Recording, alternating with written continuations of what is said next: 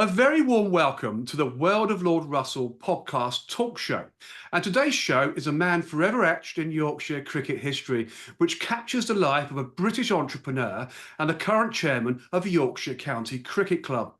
He also founded a cost-cutter chain of convenience stores before serving as chairman of the ECB, that's the England and Wales Cricket Board. Yes, folks, it gives me immense pleasure to welcome on the show Colin Graves. Welcome to the show, Colin. Thanks very much indeed, and thanks for the invitation. Absolutely. It's a pleasure having you on. It really is. This is a great story. It really is. Let's start at the beginning of your professional life, Colin. And at the age of 21, you began your career in groceries at Spar, where you would go on to spend the next 16 years. Ah, that's a lifetime almost. And finish your time at the business as a sales director. So please tell us more about this interesting journey, Colin. Well, actually, a year before I started at Spar, I worked in a bank. Oh, wow. From 20 to 21, I didn't know what to do in life. I had a place at university to do physical education because I was always sporty, played rugby, played cricket, did athletics, and I always fancied being a PE teacher. And then at the last minute, I turned the opportunity down, much to the disgust of my mum and dad. And I didn't go to university and didn't know what I was going to do. And I ended up going into banking for a year in Hull, Lloyd's Bank, Silver Street in Hull. And I did that for a year and hated every minute of it, to be honest, because I hated being sat in four walls all day. Yes. And I was young, I was married early, had a family early, no money. So one of the things which I looked at and thought, right, I need a vehicle. How do I get a vehicle? Become a sales rep. If you became a sales rep in those years, you got a car with a job. So I worked it out, get a sales rep's job, and I was fortunate enough to achieve that goal.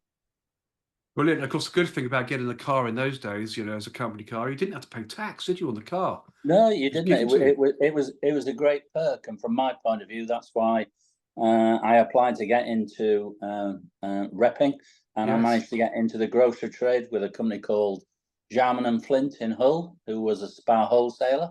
Because at that time I was living on the outskirts of York. So from that point of view, I was fortunate. I got a job as a trainee rep at the age of 21. I didn't know anything about groceries at all, about the food industry.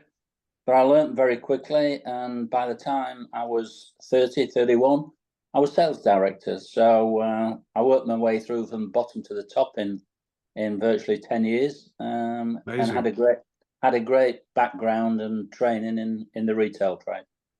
Yeah, fantastic. It was a great intro, actually, those 16 years. And I think that most of us, actually, when we start off in life, we never really know what we want to do we? And I think most people just fall into their professions or whatever they do and, come out the other end, successfully, a huge success, hopefully. That certainly happened to me. And as I say, the retail trade and the grocery trade, it doesn't run in my family, so there was nothing there to drag me towards it. But I ended up in it and enjoyed every minute of it. I loved it. Fantastic. It's all down to yourself as the individual, isn't it? Not to do as your parents say. Set your own journey out, which you've done, which is fantastic. Yeah, and it was good to do that because virtually it was something I could. I'm pretty much a hands-on individual, so I love the actual routine of working in shops, merchandising, laying shops out, all that kind of thing, etc. It went down really well. Fantastic. And after gaining that extensive experience at Spar, you then went on to found Cost Cutter in 1986. The unique concept at the time revolutionized the grocery sector through its innovative network of convenience stores. So, Colin, please tell us more about this exciting platform that enabled independent retailers to compete with the larger supermarkets. Oh, that's a great thing, isn't it? Through collective buying and marketing. An amazing concept at the time, Colin. Brilliant. Yeah, it was interesting, and it was one of those things. Again, I was in the right place at the right time. I've been with Spar for, as you said, a long time, 16 years, and virtually, I knew it was time to do something different. So I was sales director at the time. I was the youngest youngest director on the board. I went on holiday with my wife and family. I came back and handed my notice in on the Monday morning and said, "That's it, I'm leaving," which they're all staggered about and couldn't believe it. and said, well, you're stupid doing that. You're throwing everything away. You're 36. You've got a good salary, good pension, healthcare, car, all the rest of it. And I had nothing to go to. I didn't have a clue what I was going to do. I just knew that I needed to do something different. And I was traveling like 3,000 miles a week all over the north of England, especially.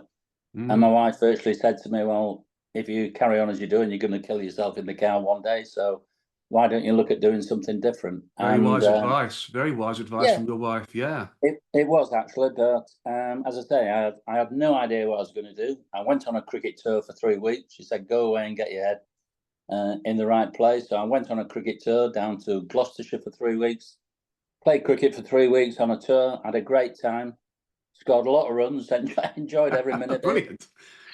Enjoyed every minute of it, came back, and out the blue, one of the spa retailers who I'd grown up with and knew very well rang me when I got back and said, what you're doing next Tuesday night? Come round to my house. I just want to pick your brains and have a word with you.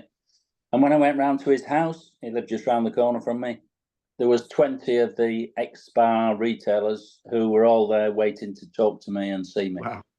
And they got together because by then it was 2 months down the line, and they didn't like what was happening after I left. And they asked me to work for them independently as a consultant, advising them on the business. They were going to stay in Spa and trade as Spa still, but they wanted me to advise them and show them how to run the business more profitably and all those kind of things, VAT, the whole shooting match. So I went away, put a proposition together, got them together 3 weeks afterwards, and 7 of them signed up straight away. Wow. And that was the start of my consultancy business, which I then developed into a fuller concept of a buying organisation, sourcing product from the suppliers and doing it through wholesalers to get them a better price. And then 3 years after that, they were still trading in Spa. 3 years after that, the 7 had grown into somewhere in the region of about 30 stores by then, who were paying me as a consultant. And they sat me down. I used to get them together every 6 weeks in the Viking Hotel in York. And they sat me down at the end of the meeting and said, right, we want something different now. You've done a great job. We've got 30 stores. We've got some big stores, some big volume. We want our own fascia. We want our own identity. We want to leave Spa. We want our own warehouse. We want you to set it up, basically. And I came away from there thinking, how the hell am I going to do that? That is massive to do, because I certainly wasn't flush with cash to do that and set all that kind of thing up. But again, I've been fortunately in the right place at the right time. And a couple of things happened in the next 2 months before I met them all again. Firstly, there was an independent retailer in Mansfield who traded as Sherwood Cost Cutter, who went into administration. And a company I knew in Barnsley, who used to be a Spa wholesaler, called Bob Willis, RT Willis Discount, bought those 2 stores from the administrator to run them as his own stores under Willis Discount. And I rang Bob Willis up and went to see him. And I said to him, basically, what you're doing with the name Cost Cutter. And he said, well, I'm not going to use it. I'm going to trade those 2 stores as Willis Discount, as I've said. And I said, well, can I buy the name off you? So he said, by all means, give me a £5 and you can have it. and that's how I got the name Cost Cutter. So I bought the name off him, registered the company. And while I was there, I cheekily said to him, well, if you're going to do that then, Bob, you've got a distribution centre in Barnsley. You're servicing, by then he had something like 85 of his own stores in Yorkshire. Will you service my 30 stores, who were virtually passing the doorsteps anyway? They were all in Yorkshire. Will you service my 30 stores with product, with milk, with bread, and all the other things that he was doing? And he virtually politely told me to go away. He said, I used to do that when I was a Spa wholesaler. I don't want to go back into that. So I said, well, just think about it. And I said, there's a new way we can do this. Instead of you dealing with the retailers, I'll deal with the retailer. You send me the invoices. I'll take responsibility for payment from the invoices, and I'll charge the retailer. So you give me 21 days credit.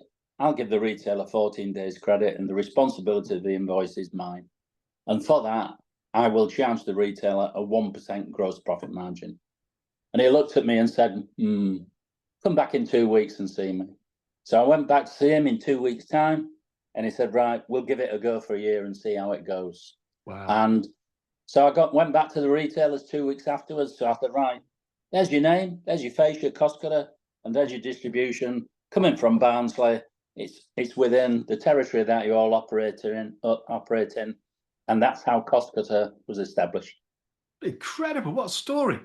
That's a remarkable story, isn't it? Really is. Talk about everything all falling in place at the right time. That's just absolutely incredible.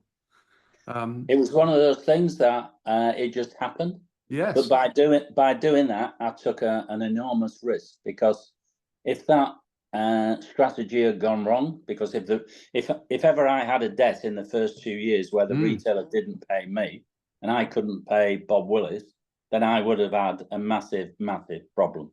Yes. Fortunately, from my point of view, that never happened. So yes. it gave me the chance to grow the business, and by the time I moved on that business from Bob Willis, because Bob Willis could only service Yorkshire, and I started getting applications from London, from the South Coast, from Scotland. So I then needed to look at a national distribution system rather than just Yorkshire. And so I joined a buying organisation called NISA, which is the National Independent Supermarkets Association. And I virtually joined that. That was a buying organisation, a lot bigger than me, with a lot more members. So I joined that buying organisation. They invited me to sit on their board. And by the time I sold Cost Cutter in 2012, we accounted for 33% of the NISA volume. That's incredible. I mean, quite rightly, you served as chairman of Cost Cutter from its inception, and as you just said, until 2012, when the group were bought out by Bibby Line Group, I believe it was. During your tenure, you played a pivotal role in the expansion of the group from one store in 1986 to over 1,700 stores in 2012. I mean, that's phenomenal growth, isn't it? As it evolved into a beloved British brand with operations across the country, as you said. I mean, this indeed is a huge business success, Colin, isn't it? Yeah, people say to me, "How did you plan it? How did you make it all happen?" Yes. In all honest truth, I didn't plan it. It happened. It happened. And virtually, it was one of those businesses that I hung on to its coattails, because it was like a snowball rolling downhill, and it kept getting bigger and bigger and bigger. And basically, we were growing at the rate of 100 stores a year, all franchise stores. And one thing which a lot of people don't appreciate with Cost Cutter, the way it was operated as a franchise business, something like 83% of my franchisees were Asian families, people who had run their own businesses but wanted to trade under a fascia, under a franchise fascia. So I worked with and still know a hell of a lot of Asian families, Asian retailers from all over, India, Pakistan, Sri Lanka, you name it. I've been to their houses, I've been on holiday with them, I've been to their country, and I've still got a lot of those as friends. From my point of view, which is great. That's amazing. And of course, when the deal was announced with the Bibby Line Group, I think in November 2012, you were to remain as chairman at the time, but in January the following year, the business tried to change your role to that of a non-executive chairman. Ouch, that really hurts. Which you described as unacceptable, quite rightly so too. And you said at the time, and I quote, I'm very much a hands-on operator, as you said earlier on in the show, and being a non-executive chair wasn't acceptable to me. And quite right, Colin, after all, you were the founder of Cost Cutter in 1986. I mean, I don't blame you. Well, the big thing, which once they got control of the company, naturally they could do what they wanted to do with it. I accepted that. I had no issue with that, provided they kept the company as it was and it was going in the right direction. Correct. So Michael Bibby, who was the chief exec of Bibby Line Group at that time, decided very quickly that he wanted to take the business in a different direction with a different distribution buying partner. So he wanted to leave NISA and set up a buying organisation with a company called Palmer and Harvey. And I said to him, if you go down that direction, then I'm leaving, because it's the wrong thing to do for this business, even though you've paid me my money, which is fine. Yes. If you're going to do that, I'm not going to stay as non-exec chairman and just use my name for the group, because it's the wrong thing to be doing. And that's the reason I left, because he changed the strategy of cost cutter. He changed the supply, he changed the charging model, he changed everything, which I was dead against him doing, and therefore I left. And history tells the story that virtually in 3 years from when he changed the model, he virtually lost somewhere in the region of £75 million by changing the model, lost a hell of a lot of retailers to other organisations, and the business went backwards at 1,000 miles an hour. Wow, that's just unbelievable, isn't it? Completely unbelievable. But as you say, you had no control over that. They owned the business. They could do what they like, and they sailed in the wrong direction completely, didn't they? What madness! Complete madness. And I accepted all that, but I said to him, "I'm not staying. Just use my name as non-exec chairman to keep everybody happy, because it's the wrong thing you are doing. You're taking the business in the wrong direction." Yeah, definitely. But of course, your love for cricket came to the fore, and as one door closes, another opens. Usually does, doesn't it, Colin? And you became the executive chairman of Yorkshire County Cricket Club with immediate effect, and remained in that post from 2012 to 2015. Remarkably, taking on the responsibilities of executive chairman, a position unfulfilled since Stuart Regan left for a similar role at the Scottish Football Association in 2010. So please tell us more about your 3 years at the helm of Yorkshire County Cricket Club and the ups and downs as you steered Yorkshire County Cricket Club through some successful times, winning the county championship twice in 2014 and 2015. Fantastic. Well, my time with professional cricket started actually in 2002. Before that, I was just a recreational cricketer playing for a team called Dunnington, Dunning2N, on the outskirts of York, for something like 35 years. That was my local team. I helped build that team and built the facilities into one of the finest facilities in Yorkshire. So I've been a recreational cricketer. I've no intention of getting involved with professional cricket at all. I knew quite a few of the players, especially Jeff Cope, who I'd grown up with, and our families grew up together, and I knew Copey very well. And Copey over the years had tried to get me to sit on the old Yorkshire committee, which was something like a 32-body strong committee. And I said, "Well, I'm sorry, Jeff, but committees aren't my bag. I don't believe in all that kind of structure, etc." So I never did it.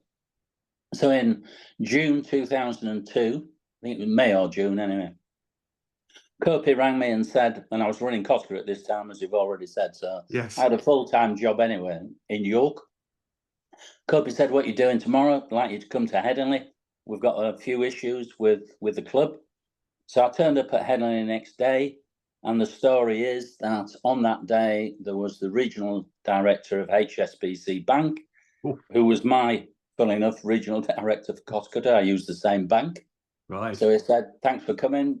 We know you're a cricket nut, Colin, and you love cricket and you're passionate about it. You love Yorkshire. We need you to help us out of a situation that we've got." And the situation in 2002 was Yorkshire had an overdraft of £5 million. Wow. They started to redevelop the Western Terrace. They didn't control the cost of it. They ended up with an overdraft of £5 million with HSBC Bank. They owned no assets. They only had a 99-year lease from the rugby side. They didn't own a blade of grass. They owned nothing. Wow. And everybody said to me, "You will not turn it round. It's impossible." Wow. So there was a gang of 4 who were appointed by the bank. Robin Smith became chairman, who was the previous president. Jeff Cope became cricket director. I became chief exec of Yorkshire in 2002. And a guy called Brian Patel from ex-KPMG became the finance director. So the gang of 4 took over Yorkshire County Cricket Club. The old committee were disbanded and told they had to resign, otherwise they wouldn't survive. So we took over Yorkshire in 2002 in dire straits, absolute dire straits. So the first thing we did after 2 or 3 years, I said to the board of 4, "We need to buy the ground." Everybody looked at me and said, "You must be stupid. So I ended up negotiating with Paul Caddick at Rugby, and in 2005, we purchased the ground from Paul Caddick from the Rugby side for £13.5 million. So Yorkshire, for the first time in its history, owned the asset of Headingley Cricket Stadium. Incredible. So in 2005, we owned the stadium. That's where, and again, a lot of people don't realise this, that's where my family trust came into the equation, because Yorkshire were looking to borrow money to raise that £13.5 million to buy the ground. Mm-hmm. So along with the bank, along with Leeds City Council, along with my family trust, run by independent trustees, they jointly funded purchasing Headingley Cricket Ground. And that's how my family trust first got involved with the Yorkshire County Cricket Club. Well, what a story. That's an incredible story. It really is. So in 2005, we bought the ground, and we then said how we're going to develop it. And we worked with various partners. Leeds Carnegie virtually was the university around the corner. They built the new Carnegie Pavilion. I think that was in 2007, which cost £35 million. They funded all that, and we leased it from them. And we worked jointly together. They used it as a faculty for marketing, journalism, etc., etc. Wow. So we had a brand new building built for us. All we had to do was kit it out. And then, as history goes, I think 5 years ago, they virtually sold us that pavilion at a peppercorn price. So Yorkshire now own that pavilion, which is incredible. So it's an asset on the club's balance sheet. So from that point of view, we then developed the East Stand with the facilities in the long room. And then the last thing we did was the Howard Stand, again, working with Leeds City Council, working with Leeds Rugby and L&G to build the stand and do it on a sale and purchase back over a 30-year period. So Headingley Cricket Ground has had a hell of a lot of investment put into it over the last 20 years, 25 years. And when you think in 2002, we didn't own anything. That's an incredible story. In fact, Yorkshire County Cricket Club have in fact won the Cricket County Championship no less than 32 times since 1893. So it shows the rich history of Yorkshire County Cricket Club. It really does. So a hugely successful cricket club, of which you presided over with those 2 championship wins in 2014 and 15. In fact, I think 2015 was the last time Yorkshire won the first-class cricket crown. So you must feel extremely privileged and honoured to be part of the club's incredible history. And what you just said, Colin, says it all, really, doesn't it? Amazing. Yeah, it's one of those things. If you're a Yorkshire person, cricket's in your blood. Yes. I was brought up on a farm. I had a dad and 2 brothers who all played cricket. I think I can remember picking up a bat when I was 5 years of age. We had our own cricket pitch in the field. All our friends and relatives used to come and play cricket. So I've been playing cricket since I was 5. I virtually started playing league cricket when I was 13, and I finished playing league cricket, I think, when I was 60, basically. Wow. So from that point of view, it's in your blood, it's a heritage. And that's why over the years, I've done the things I've done for Yorkshire County Cricket Club, because it is part of my life. There's no way I can sit here and watch Yorkshire County Cricket Club disappear and go into administration. That would have been a disaster for that to happen. Absolutely not. That can't happen. That really can't happen. So I'm with you on that, I can assure you. And what was Martin Moxon like to work with, who was the director of cricket at the time and of course, a former first-class cricketer for Yorkshire and England? Martin Moxon was a great guy. In fact, it was me who I put the team together with the executive at Yorkshire over the years I was there and made sure we got the right people running the club. And at the time, Martin was at Durham as director of cricket. He'd gone up there. He'd been badly treated by the previous regime at Yorkshire, which they seemed to be good at doing that over the years. So Martin went up to Durham and was doing a really good job with Durham. Still lived at Wetherby down the road. And I approached Martin and said, look, I'd love you to come to Yorkshire. You've got a Yorkshire heritage. You played for Yorkshire. You were successful. All those kind of things. You played for England. You're doing a good job at Durham. I want you to come and help me sort Yorkshire out. Brilliant. And to be honest, didn't take me long to sit down and talk to him about my vision for Yorkshire and what we needed to do. And he would have total control of the cricket. And Martin is a great person. He is Yorkshire through and through. Is the most genuine. Is the most genuine person you can come across, to be honest.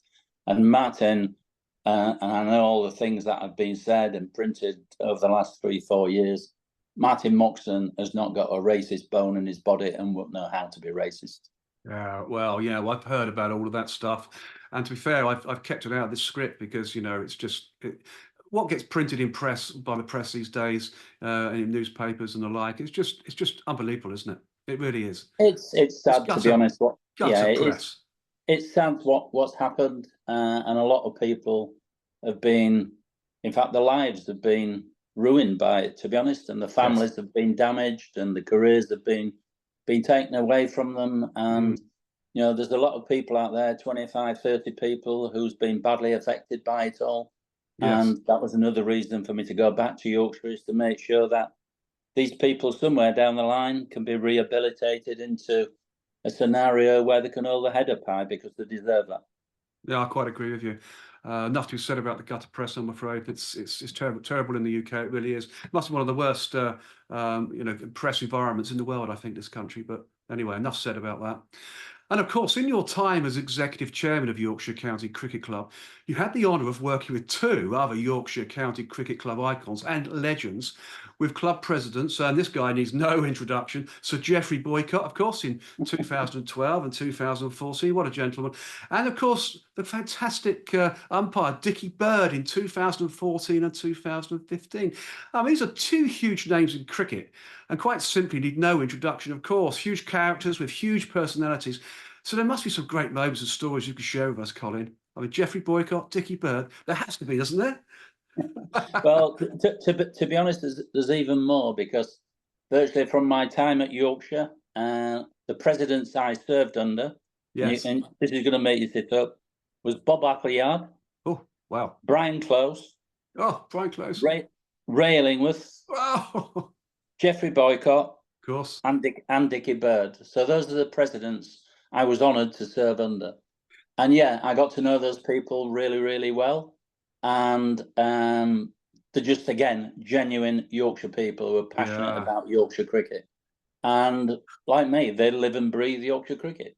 And again, there's a little story which I'll share with you, because again, I think it's interesting to see how Yorkshire evolved and how Yorkshire developed.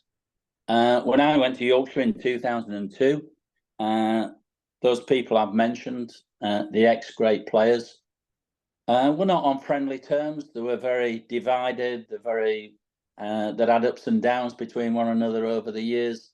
And the first thing we had to do was we built the new East Stand, and we were talking about at the board who we were going to ask to open the East Stand. And of course, somebody said Close, somebody said Boycott, somebody said Illingworth, and then somebody said, "Well, do you realise that whichever one you choose, you're going to have a problem, because they don't get on very well at all." So I said, right, leave it with me. So very mischievously, I rang each one of them one by one and said, right, what you're doing on Wednesday, the 18th of May, whatever date it was, I'd like you to come along and open the new East Stand for us as an ex-Yorkshire great and all the rest of it. So naturally, they all said, oh, yeah, that's great.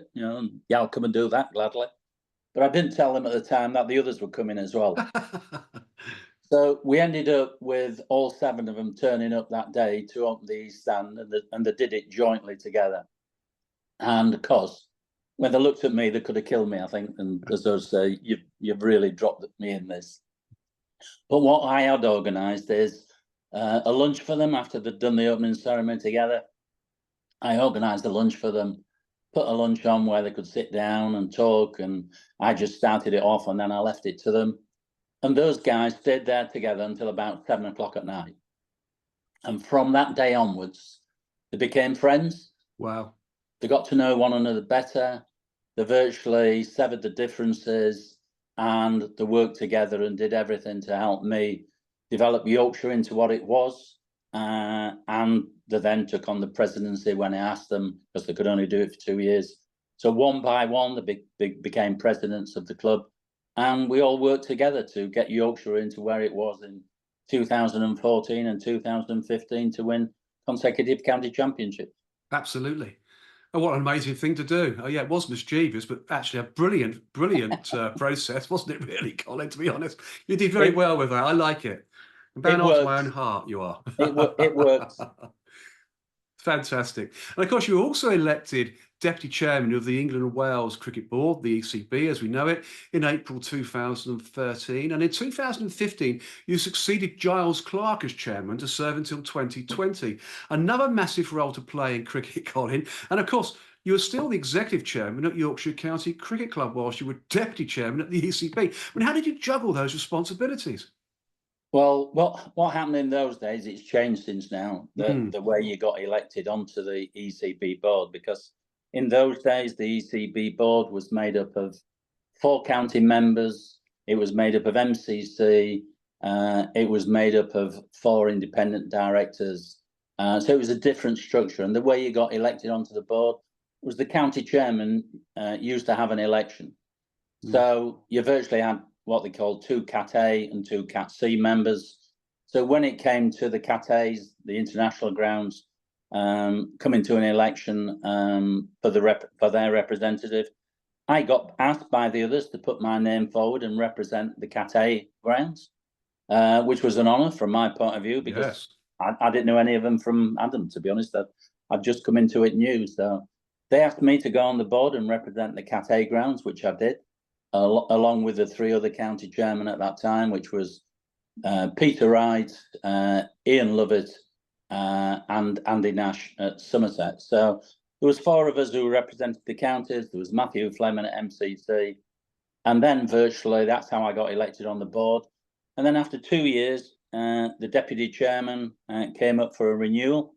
And the person who held that position was a guy called Nigel Hillier from Essex, who had held that position for a number of years. Again, the county chairman and the board, members on that board, asked me to stand for an election for deputy chairman, which I won the election to become deputy chairman as a vote amongst all the counties. And then 2 years after that, the chairman's role came up again for re-election, and the county chairman again asked me to stand against Giles Clarke. And I said to them, well, Giles has been in position for nearly 12 years. Are you sure that's what you want? And they all said yes, they did. So I sat down with Giles and said, look, I've been asked to stand against you. I don't want an election. I think you've been here 12 years. They want change. They want me to have a go at it and do it. So can we come to some sort of compromise between us? And that's what we did. And nobody else stood against me. So I got elected unopposed as chairman of ECB in 2015. Fantastic. Fantastic. What a journey. What a journey that is. So from 2002, I was chairman of Dunnington Cricket Club, playing in the York Senior League. And in 2015, I was elected chairman of English cricket. Fantastic. And I kept thinking to myself, how the hell did that happen? Yes. Basically, I never looked for it. I didn't go asking for it. I never pushed it, because all that time I was still running my business at Costcutter until 2012. So I had a full-time job anyway, running a big business and running Yorkshire and getting that in the right place and doing ECB roles. So I was a bit busy. You were a bit busy indeed, yeah. And what a journey that is, an incredible journey. And not surprisingly, you were appointed a Commander of the Order of the British Empire, CBE, in the 2020 New Year's Honours for services to cricket. Well, I mean, what an honour, Colin. I mean, please tell us more. And of course, where did you receive the CBE and from whom? Yeah, again, that was something which was one of the highlights of my life so far. I never anticipated anything like that, because the honours and all that kind of system had never been something that I'd even thought about or aimed for. But that was done on the back of England winning the World Cup in 2019. I chaired the World Cup board for organising that 2019 competition in England and Wales. Fantastic. It was a great story. It was a great adventure. We run that for 4 years and made it happen. It was, I think, the most successful World Cup tournament there's ever been. The amount of tickets we sold was phenomenal, something like 93%. The grounds were sold out. And of course, the ice cream on top of the cake was virtually England winning that World Cup in 2019. Yes. Which is a day I'll never forget. It was unbelievable. And to be part of that journey, I was proud and privileged to be there and hold that position at the time. And then unexpectedly, I received the news on the 20th of December that I was going to be given a CBE. So I was highly delighted with that. And I actually got my CBE at Buckingham Palace, and I was presented it by Prince William, Yes. who was excellent. And it was a proud day for me to receive that on behalf of Services to Cricket. Of course, a massive, massive honour, and well deserved too. I mean, your time in cricket, you deservedly received your gong, shall we call it, at that time. Quite rightly so too. And in 2023, you were looking to return to Yorkshire County Cricket Club as executive chairman again, but pulled out of the race to become chairman. And in doing so, taking a little swipe at the board too, accusing the board of acting negligently and against Yorkshire's best interest by rejecting your offer to help save the club. So what was this all about, Colin? After all, Yorkshire County Cricket Club is in your heart and soul. It all sounds quite drastic again too, doesn't it? It was, unfortunately, because the board at that time, in 2023, were getting themselves into a financial situation.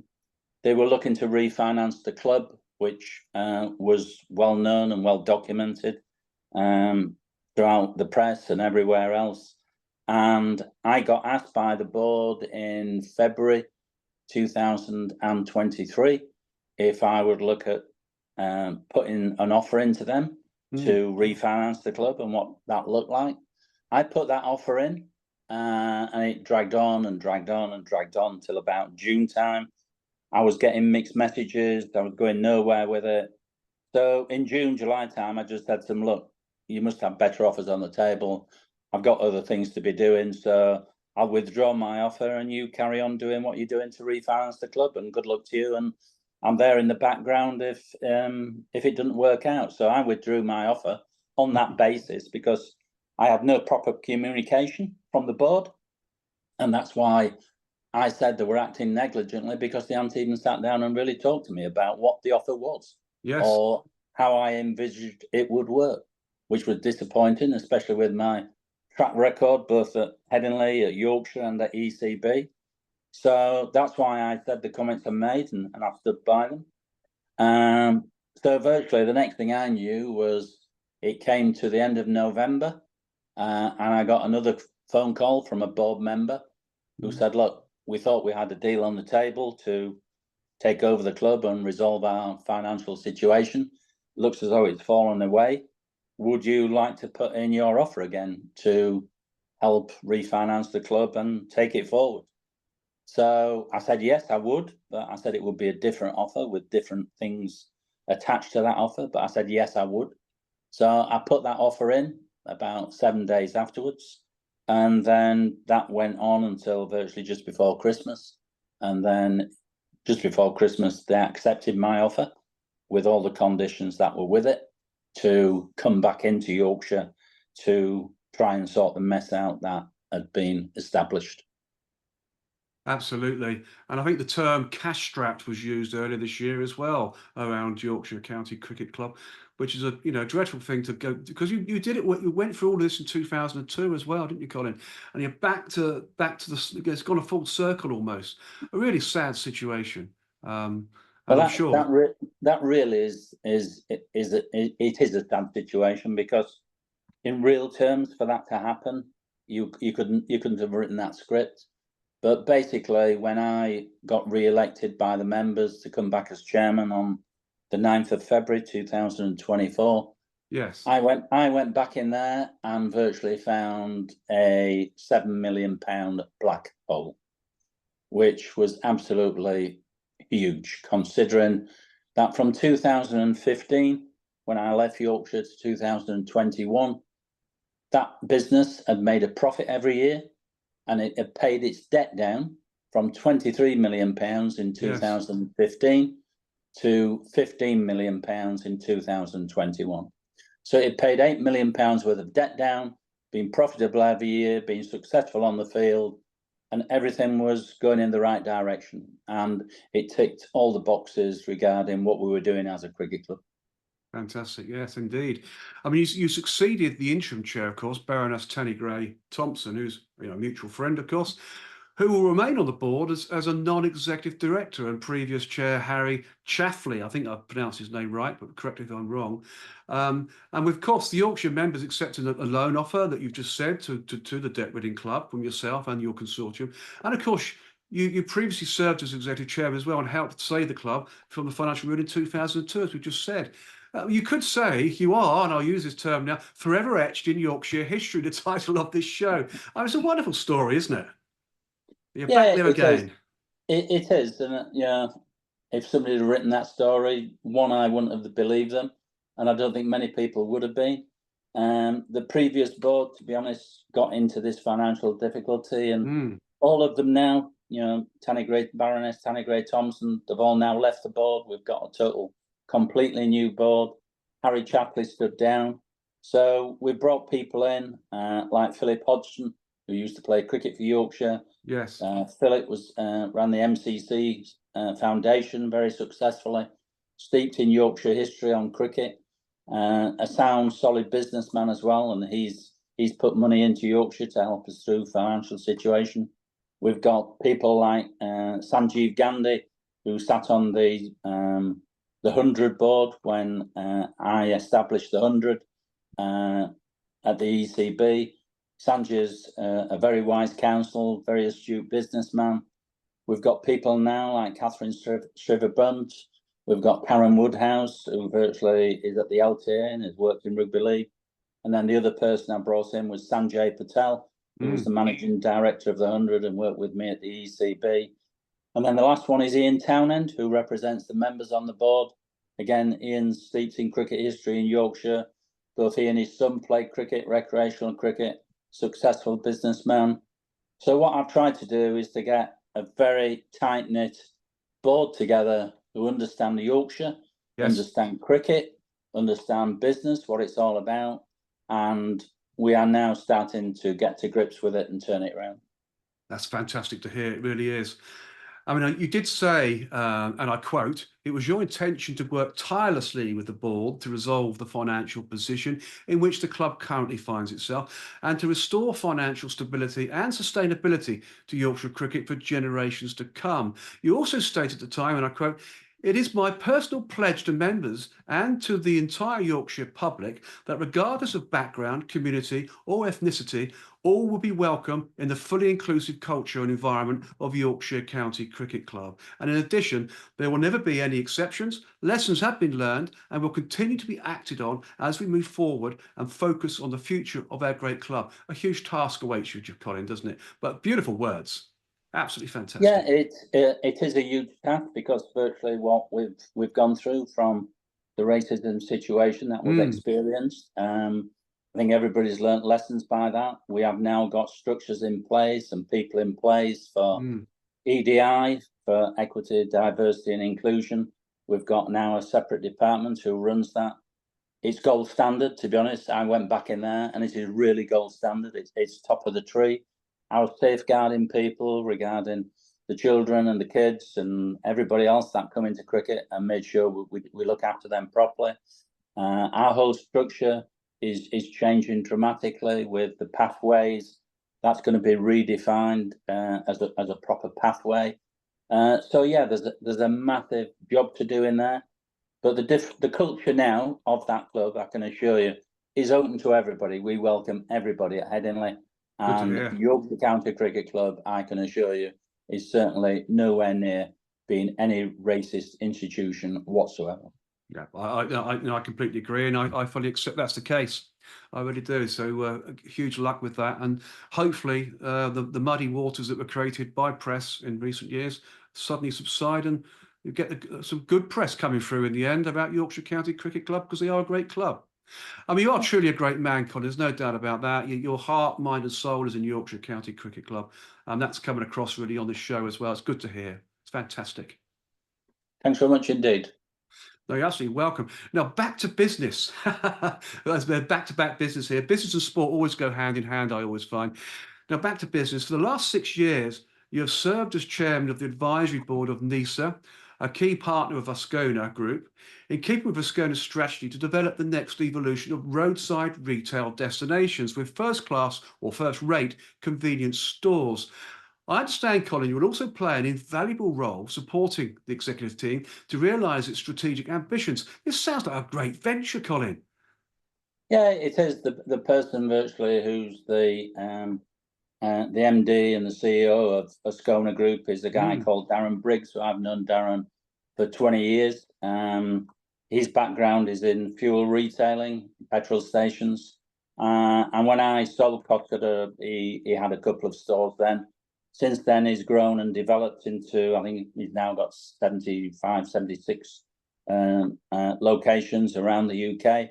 And when I stood down from the NISA board as chairman of NISA, when my term came to an end, he rang me and said, would I go on his board to help him with his strategy for the next 5 years to continue developing the business, growing the business. So I jumped at the opportunity to help him, because I know what it's like when you're in business, starting off that kind of situation. You need as many good people around you to point you in the right direction. And hopefully I'm starting to achieve that with him, and fingers crossed, job, it's all going very well. That's good to hear. That's very good to hear. You've been in that position yourself, haven't you? Starting, cost cutters, so you know exactly what it's like to have the right people around you. Yeah, exactly. And it's important, to be honest, that you get the right advice and you're used as a sounding board, what to be doing in the next 12 months, look at the market, find out which niche you need to be jumping into, etc. So, yeah, I think I've been able to bring something to the table to help Darren and the rest of the board. And yeah, we're going in the right direction with that as well. So it's looking positive. Oh, that's good to hear.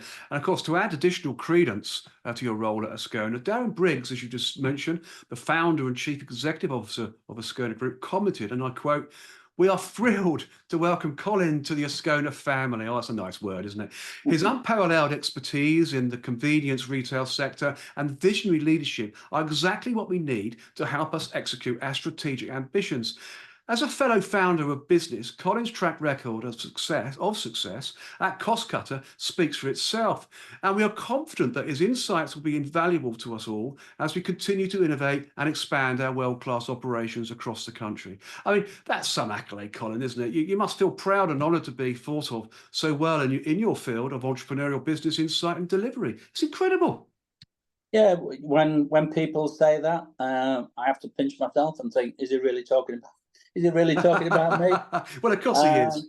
Absolutely. But no, it is an accolade, and I take it with great pride that I've been able to, if you like, leave my mark on the retail convenience sector. I say I've been in it now for a long time, really, from the age of 20. So I've been in it nearly 55 years now, basically, in that sector. It's a sector I enjoy. I love retailing. I love the buzz of it. And I love building a business. That's one thing I've been able to do. And it's the same with cricket, really. I've been at Yorkshire twice, as you've already said. Yes. And each time that business has been at its rock bottom and in a mess. And I've been able, touch wood, to turn it round, get the right people in. And that's the biggest thing in any business, is to get the right people around you. Yeah, and the right people and committed people too. Yeah, and if you do that, then you stand a chance of getting that business back into where it needs to be. And that's our aim and ambition on the cricket side as well. Because without any shadow of doubt, the one thing that happened in 2021, when the 20-odd people left the business at Yorkshire, that really ripped the heart out of Yorkshire County Cricket Club. And that was massive. And the whole heartbeat of that club went overnight. Oh, sad to hear. Sad to hear. So, building up from scratch again, tough task, isn't it? But I know that listening to you here as well and what I've read about you and everything else, you're just the man to do it, Colin. I know you'll succeed. And with Yorkshire County Cricket Club at hand at the moment, how are they doing this year in the Championship, first class cricket? In the Championship, we've been hit and miss, really. the good thing, the last 2 matches before the break, when the championship came to its break, we won those last 2 matches. So that put us back up into 3rd. Nice. We've got 5 matches left. We've got to play 1st and 2nd. So we've got to play Sussex and Middlesex, who stand above us at the present time. So really, it's in our own destiny. If we can get 2 good results against those 2, then we'll be in a good position. So from that point of view, after a sluggish start, we came back strong, and we're looking forward to the last 5 matches to try and get into that promotional slot. We've got a very good young team, because as I say, we started again. So we've got some exciting young players in there, some exciting young batsmen especially. The bowlers are still learning, and the all-rounders are still learning, but that's the way cricket is. We've every confidence in them. We're supporting them and giving them the contracts that they deserve as and when they come to be renegotiated. So the mood around the club is fairly positive. When I went in there in February, it was very much down on its knees and everybody was despondent. So there's a lot of positivity around the club now. They know which direction we're going in. They know what our ambitions are. And from that point of view, I believe we'll get there in the next 3-4 years. You can't change it overnight. You can't wave a magic wand. But I believe in the next 3 or 4 years, Yorkshire will be back in the 1st division in county cricket, and we'll be competing at the top level. Brilliant. That's really good to hear. And of course, it's always good to let the field of play, the cricket, actually to be the voice of the club as well, isn't it? Really. And if it all goes well on the pitch, then obviously that rejuvenates everything else within the club too. So it'll be good to see Yorkshire back in the first division, competing at the top level, the championship levels again, and maybe another championship win. The one thing our members want, and people at this point in time, it's still a members club. Our members basically want success. It's a cricket club. They thrive on success. They love to see players coming through. If you look at Yorkshire's history over the years, we've always produced England international players. You have. From Joe Root, Johnny Bairstow, all those kind of people. Brooks. So if you go back, when I first went there was people like Darren Gough, Craig White, Sidebottom. We had stacks of England players, and we always have produced England players. And to be honest, there's an old adage in cricket, and people say to me this on a regular basis: when Yorkshire's strong, England's strong.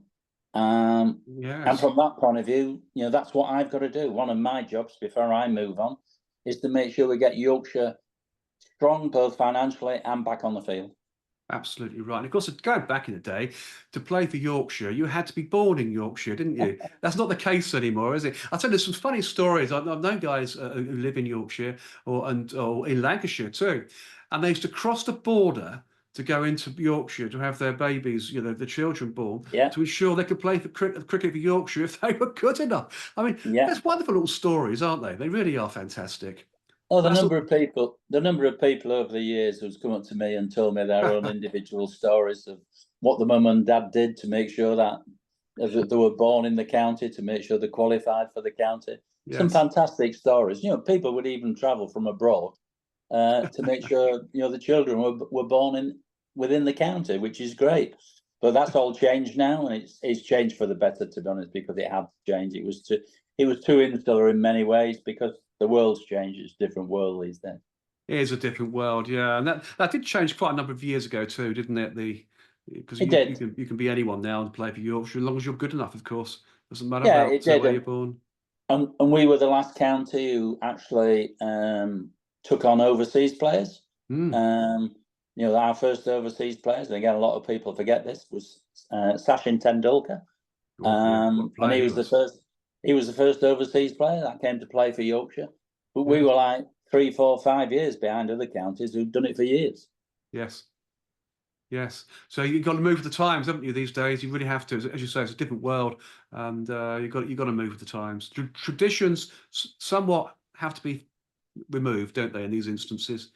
Well, the one thing which I say to everybody, whether it's members, Yorkshire members, anybody connected with cricket, the one thing about cricket, it's got fantastic heritage. It's got a fantastic history. It's got events and occasions that have happened which has gone down and will be there forever and a day. But what you've got to do, whether it's cricket or any other sport, you've got to look forward, because you've got to look forward what the next generation wants and what they are looking for.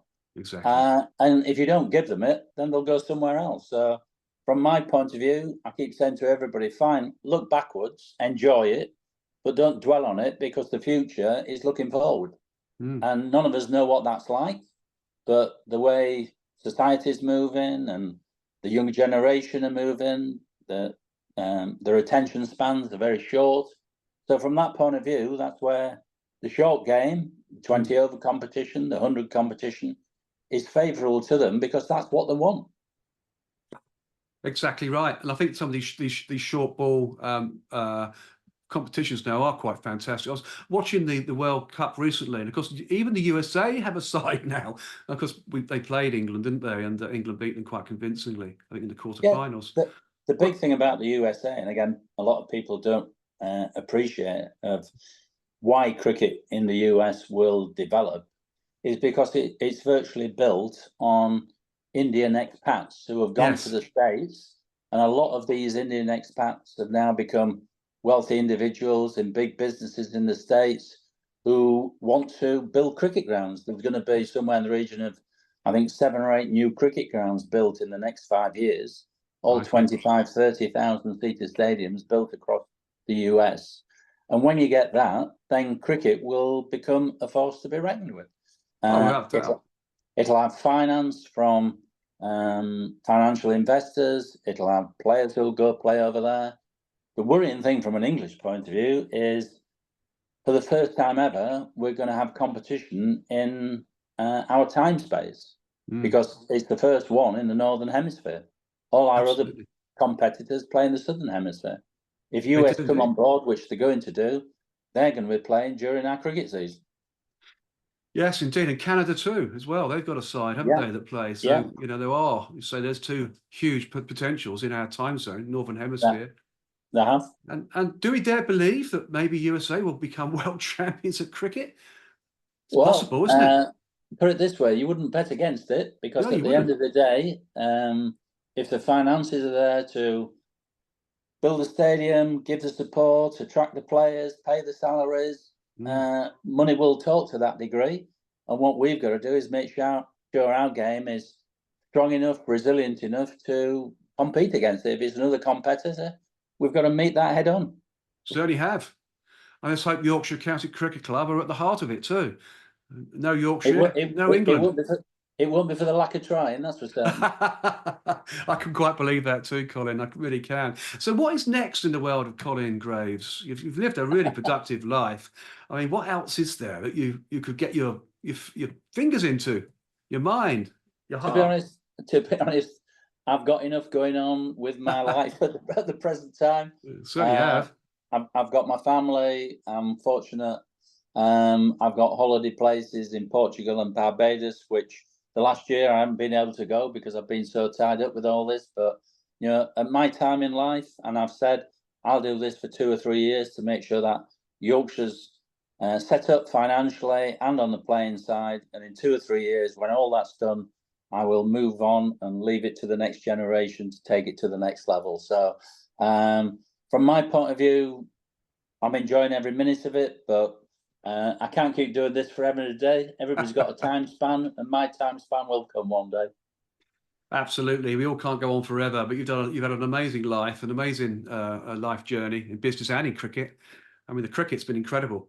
Sport and business go hand in hand, as I said before. The one thing which I keep pinching myself when I look at what's happened to me in my life, certainly from 15 onwards to where I am now, 60 years further down the road. I've had a great life. I've had some fantastic experiences. I met a tremendous amount of people around the world. I made a lot of friends, and those kind of things, you don't plan them; they just happen.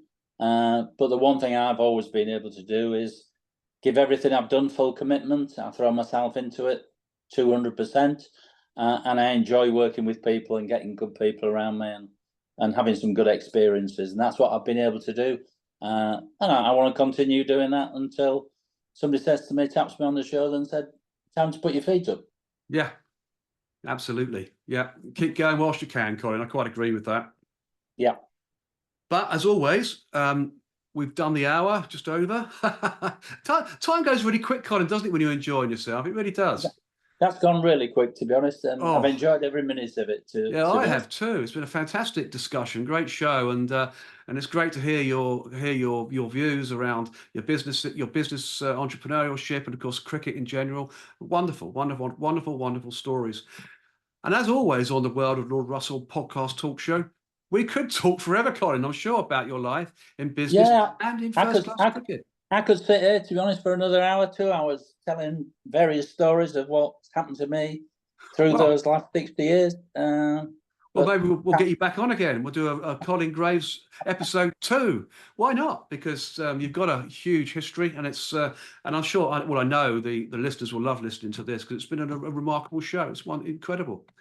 So yeah, we could invite you back on again. Happy to do that. Not a problem at all. Thanks very much indeed, and I've really enjoyed it, and I appreciate the chance to do it. Oh, great stuff. It's been a huge pleasure as always. And as always, the pleasure is all mine. And of course, the show's audience, when this podcast is released on the World of Lord Russell podcast talk show and the Lord Russell Baker YouTube channel. Thank you, Colin. Ladies and gentlemen, I'll give you Colin Graves. I'm doing a clapping of the hands here. Fantastic show, Colin. Absolutely incredible. Do you mind hanging on just for a couple of minutes afterwards, and I'll just wrap up? And no problem at all. Thank you, Colin. You're a gentleman as always. The next episode on the World of Lord Russell podcast talk show is English cricket's Barmy Army. Yes, another cricket episode here, where my special guest will be Chris Millard, who is a passionate advocate for the sport of cricket and the Barmy Army, and is managing director of Emprise Group Limited, leading an ever-growing portfolio of global brands in sport, tourism and leisure, which include the Barmy Army Travel, the R66T Academy and Emprise Digital. And of course, I'm looking forward to seeing you all on the inside. So until then, it's au revoir from him and au revoir from me.